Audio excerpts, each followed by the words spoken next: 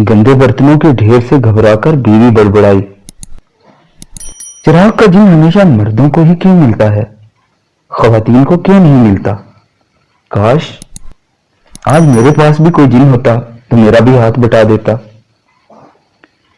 बीवी की ये मासूम ख्वाहिश सुनकर एक बहुत बड़ा जिन जाहिर हुआ और बोला, कवानीन के मुताबिक एक खातून को एक वक्त में एक ही जिन मिल सकता है।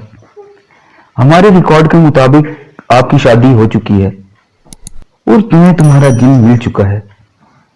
उसे अभी तुमने सब्जी मंडी भेजा है, रास्ते में टेलर से तुम्हारा सूट लेते हुए ग्रोसरी से घर का सामान लाएगा, याद से तुम्हारे लिए सर दर्द की दवा भी लाजमी लाएगा।